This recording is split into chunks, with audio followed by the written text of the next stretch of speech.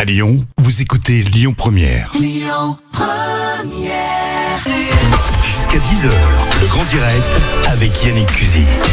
Soyez les bienvenus direct. Ah bah oui, très bien. Écoutez, oui, c'est là, je suis là. Je sais pas pourquoi j'ai ça qui se met en route. Ça devrait pas être ça normalement, mais c'est pas grave, tout va bien. Vous êtes sur Lyon Première. Je vais faire des cabrioles pour retrouver ma quiétude et surtout mon invité sur Lyon Première à cette heure-ci. Mon invité s'appelle Jacques. Bonjour Jacques. Bonjour Yannick. Vous assistez à un bazar pas possible, hein. Vous avez vu, je cours partout, c'est le dimanche matin, mais c'est dynamique. Je suis content de vous recevoir parce que vous répondez spontanément à une invitation que j'avais lancée. Je souhaitais absolument discuter avec quelqu'un comme vous pour avoir des infos. Je vais vous dire d'où vient l'idée de vous avoir invité ce dimanche matin. Chaque dimanche, je reçois des gens comme ça de la société civile, par exemple, qui viennent me raconter leur vie quotidienne, qui viennent me dire ce qu'ils vivent. Et moi, j'ai une voisine qui est malvoyante. D'ailleurs, j'ai tout de suite une question à vous poser parce que vous connaissez bien mieux le sujet que moi. Est-ce qu'on dit non-voyant ou aveugle une fois pour toutes? Alors là, c'est vraiment comme vous voulez. J'en étais sûr. Je savais que j'allais me dire ça. Oui, je sais qu'il y a des personnes qui évitent de dire aveugle, mais de toute façon, c'est la même chose. Donc, vous pouvez dire les deux. Ok, vous appelez Jacques Charlin, c'est ça? Tout à fait. Vous êtes le président de l'association Vivre Ensemble. Et attention, président national, pas j'ai dit du Rhône, mais national. Voir ensemble. Voir ensemble, voilà. Bah, je vais mettre des notes pourries ce matin. Voir ensemble. Vivre ensemble, c'est sympa aussi. Hein. C'est un peu ça. C'est aussi pour vivre ensemble. Ouais. Président national, mais l'association, je le précise, existe dans le Grand Lyon. À quoi elle sert cette association? Quel est son objectif? Alors, elle a deux versants. Il y a un versant donc gestionnaire, puisque nous gérons 33 établissements et services. Alors ça va des écoles à une maison de retraite pour personnes âgées, bien sûr, en passant par des établissements et services d'aide par le travail, des foyers d'accueil. Et puis nous avons aussi des services d'accompagnement à la vie sociale, des services d'accompagnement à l'emploi. Ça, c'est la gestion, c'est le versant gestionnaire de Voir Ensemble. D'accord. Et nous avons aussi un versant mouvement, puisque nous sommes aussi une association avec 3000 adhérents, répartis dans 60 groupes sur toute la France. Alors, je l'ai pas dit, je n'ai pas fini mon introduction. J'ai croisé ma voisine, je la croise régulièrement, qui est donc déficiente visuelle, malvoyante, comme on veut, vous avez dit. Enfin, en tout cas, qui a besoin parfois d'un tout petit peu d'aide. Et d'ailleurs, assez peu souvent, je trouve qu'elle est assez autonome. Mais je me suis dit, en la croisant, quand elle sortait de l'ascenseur avec son masque, comme vous, là, ce matin, vous êtes en face de moi avec un masque, je me suis dit, cette période de Covid doit être une complication qui était vraiment pas nécessaire pour toutes les choses pour lesquelles il est nécessaire de vous adapter. Non, alors est-ce que j'ai raison ou est-ce que ça change rien finalement? Comment ça se passe? Alors si, c'est une période difficile pour nous, hein, parce que d'abord il y a plus de réunions, toute la vie associative, il y en a difficilement. Alors ça se fait par téléphone, ça se fait par email, ça se fait par visioconférence bien sûr, mais ça ne remplace pas la chaleur et la convivialité des réunions en présentiel. Donc déjà cet aspect-là. C'est ça que Jacques, j'ai envie de vous dire, c'est comme nous, hein. Oui, tout à fait, tout à fait. Alors par contre, ce qui est un peu plus difficile pour nous, c'est le fait, par exemple, de ne pas conduire, fait que nous avons plus de difficultés pour nous déplacer. C'est plus difficile pour nous d'aller voir des amis ou de recevoir des amis. Mais cela étant, il faut faire face. Hein, nous vivons quand même. Nous essayons de vivre le mieux possible. Par exemple, si quelqu'un en face de vous, très proche de vous, a son masque ou pas, vous ne le savez pas forcément, ce genre de choses. Parce que il me semble que on peut un peu adapter, compenser cette perte de vision par le toucher. Hein. On est très tactile d'habitude. Moi, je suis assez tactile. J'ai dans ma famille une non-voyante et le meilleur moyen de se dire bonjour, c'est de se toucher, voire se toucher le visage quand on se connaît bien. Là, c'est plus possible, j'imagine. Ah, c'est plus du tout possible. Eh oui, donc c'est totalement déconseillé. Évidemment, c'est vrai que notre sens privilégié qu'elle touchait est un tout petit peu gêné par cette situation, c'est évident. Mais il y a quand même heureusement d'autres sens. Nous avons généralement une pas trop mauvaise oreille. Et puis il y en a qui ont un bon goût, qui ont un bon odorat. C'est pas forcément mon cas, mais heureusement il y a d'autres sens. Alors je vais dire aux auditeurs et auditrices qui nous écoutent que vous m'avez dit en arrivant, vous gênez pas, il y a pas de tabou, posez toutes les questions. Donc je vais vous en poser plein. Là vous parlez par exemple de ça, de ces autres sens. On dit que quand on perd la vue, les autres sens se développent davantage. C'est vrai ou c'est des bêtises? C'est nécessité fait loi. Donc il est évident qu'il faut bien compenser l'absence de vision. Donc nous la compensons en faisant des efforts sur les autres sens, en particulier, vous l'avez dit tout à l'heure, sur le toucher, mais ça peut être aussi sur les autres sens, évidemment. D'accord. Comment ça se passe pour les attestations? Si on veut sortir pendant le couvre-feu, vraiment parce qu'on a besoin, ou tout simplement aller faire les courses quand c'était le confinement?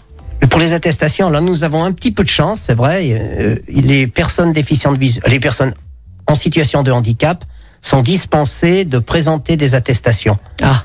Et ça, c'est depuis le début? Oui, depuis les premiers jours du premier confinement. Nous avons obtenu nous étions pas les seuls d'ailleurs à le demander, les autres associations le demandaient aussi.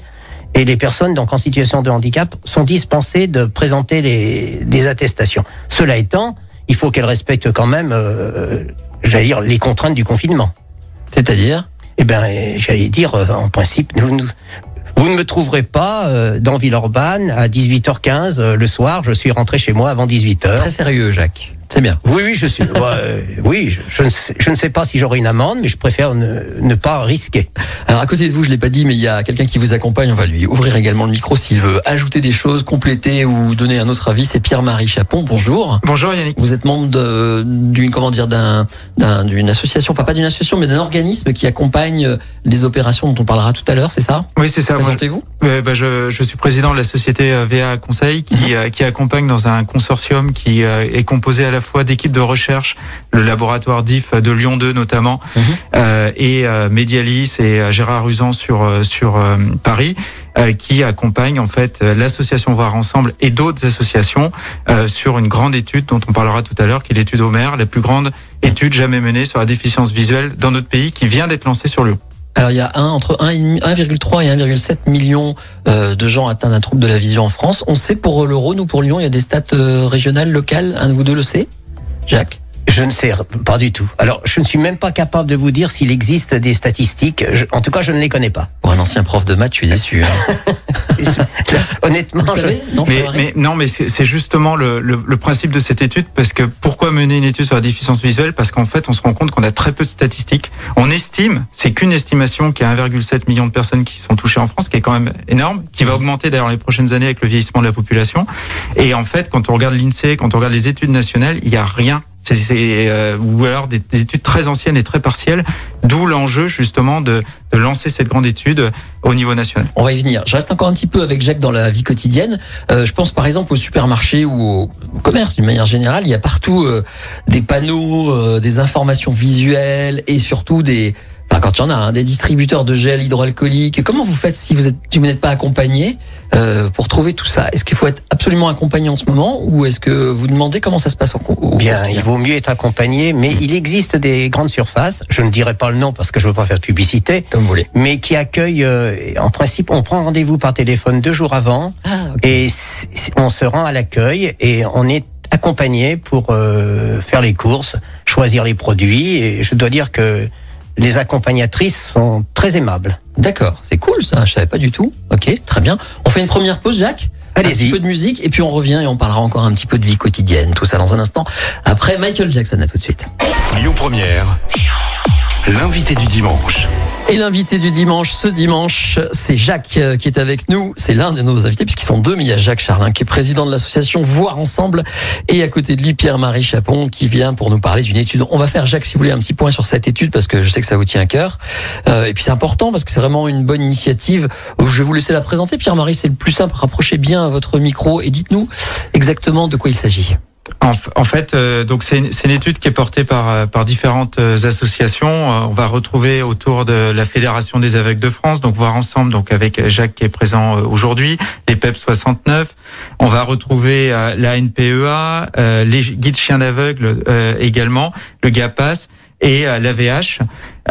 Qui fait beaucoup d'acronymes. On va peut-être pas en dire, ça sert à rien parce que les gens les connaissent pas. Mais non, mais c'est important parce que derrière on a une fédération d'associations qui sont parties du constat qu'effectivement on avait très peu de connaissances sur la vie quotidienne des déficients visuels et qui avaient aussi besoin d'avoir une étude importante qui soit menée, donc à la fois pour répondre à ces attentes, mais également pour pouvoir peser sur les pouvoirs publics pour qu'il y ait une véritable prise en compte, parce que comme on le disait tout à l'heure, 1,7 million de personnes qu'on estime, c'est quelque chose qui est loin d'être anecdotique dans notre pays, et on sait que les besoins vont évoluer dans les prochaines années. Donc c'est demain pouvoir adapter peut-être mieux nos offres de transport, adapter mieux l'habitat, adapter de manière générale pour finalement accompagner au mieux ces différents publics. Alors vous l'avez fait sur Auvergne-Rhône-Alpes, mais on n'a pas dit ce que c'était. C'est en fait un questionnaire. C'est exactement, c'est un questionnaire qui est en ligne avec la possibilité d'être accompagné par téléphone. Jacques en reparlera tout à l'heure, puisque pour certains déficients visuels, il une rupture numérique et une difficulté d'accéder en ligne. Donc là, on vient de le lancer donc en région Auvergne-Rhône-Alpes, et dans les prochains mois, on fera un tour de France dans différentes régions avec un objectif d'ici moins de 2 ans d'avoir toutes les réponses. Jacques, oui. Vous qui nous écoutez sagement, vous avez vu qu'il est très, c'est bien, il cite les partenaires, tout ça, Pierre-Marie, mais il a du mal à rentrer dans le concret. Alors allez-y vous, dites-moi ce que c'est que ce questionnaire et à quoi Alors, ça sert. Qu'est-ce qu'on vous y demande, par exemple? Écoutez, j'allais dire, toutes les questions qui concernent la vie quotidienne des personnes déficientes visuelles sont abordées. La scolarité, la préparation à l'emploi, le travail, le vieillissement, les difficultés de déplacement, les loisirs. On vous demande si c'est bien fait, s'il faudrait améliorer les choses. Oui, on nous demande comment nous vivons la réalité de ce qui existe. Et puis, à ce moment-là, je crois qu'aussi nous pouvons émettre des souhaits. Et c'est aussi le but, c'est ce qu'a dit Pierre-Marie tout à l'heure. Le but, c'est naturellement de solliciter de l'amélioration de la qualité de vie des personnes déficientes visuelles dans tous les domaines, vie quotidienne, travail, scolarité, vieillissement, etc., etc. Alors, vous avez ça en ligne, hein, c'est sur un ordinateur, par Internet. Mais alors, vous faites comment? Alors, il y a des personnes déficientes visuelles qui sont très habiles en informatique, qui sont capables de remplir le questionnaire de manière autonome, mais il y a quand même parmi les personnes aveugles et malvoyantes, pas mal de gens d'un certain âge. Donc, je leur conseille, si c'est plus simple pour elles, de composer le 06 35 36 59 97. Je redis 06 35 36 59 97. Et à ce moment-là, elles prendront rendez-vous et elles seront rappelées. Et vous faites ça de tête, hein? Incroyable. Quelle mémoire. On fait l'habitude. Vous étiez prof de maths avant, hein? Tout à fait. On en parlera tout à l'heure, ça vous apprendra de me l'avoir dit, fallait pas me le dire. J'assume. Donc voilà, donc les personnes qui nous écoutent, qu'elles soient non-voyantes, malvoyantes, etc., ne doivent pas hésiter à participer à cette étude.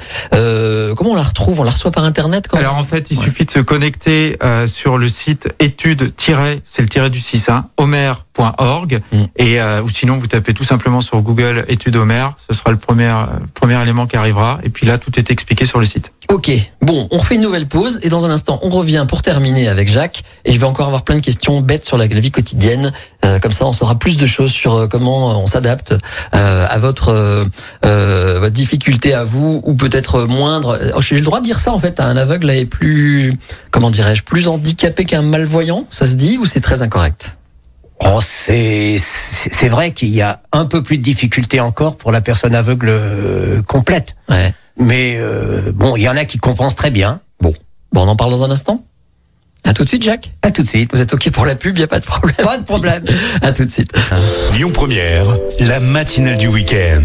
Yannick Cusy. Et ce dimanche, on s'intéresse aux personnes malvoyantes, non-voyantes, aveugles. On peut dire le mot qu'on veut, a dit Jacques, qui lui-même d'ailleurs. Et alors du coup, je dis quoi pour vous, Jacques? Oh, vous pouvez dire aveugle. Aveugle, Il n'y a pas de problème. Jacques est très à l'aise, hein. Il est plus à l'aise que nous-mêmes. C'est quelqu'un qui a une facilité de communication époustouflante, plus une mémoire.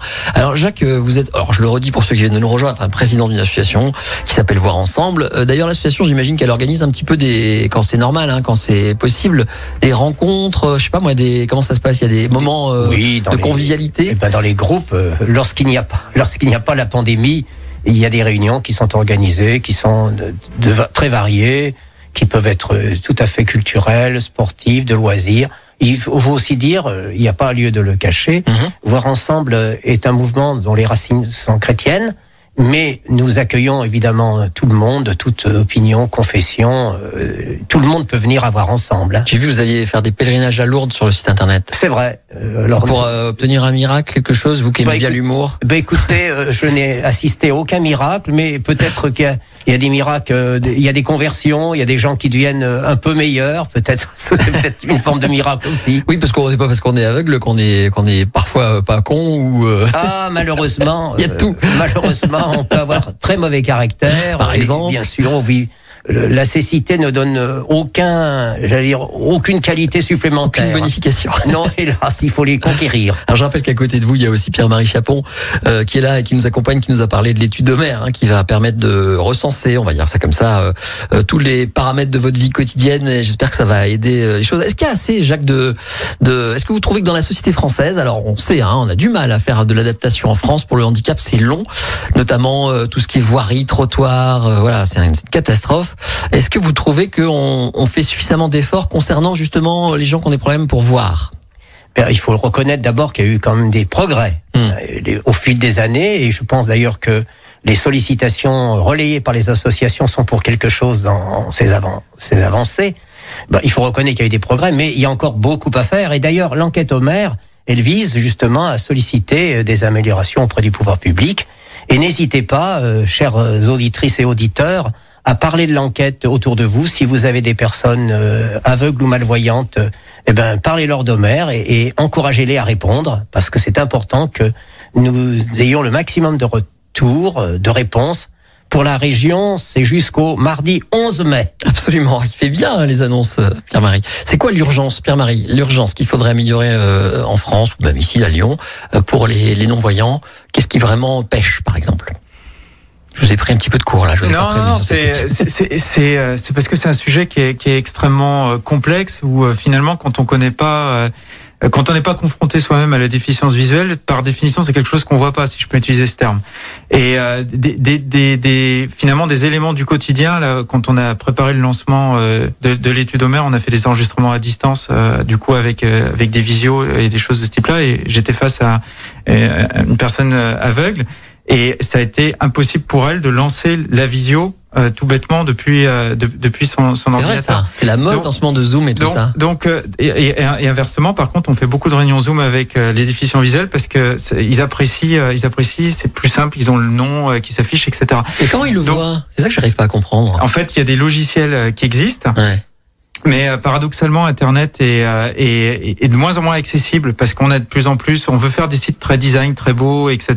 Et en fait, par exemple, quand vous mettez un carrousel avec des images, les gens le voient pas. Et donc, ce que je veux dire par là, c'est que pour répondre à votre question, finalement, c'est dans les différents éléments du quotidien. Quand j'ai accompagné Jacques ce matin, on avait des trottoirs qui étaient défoncés.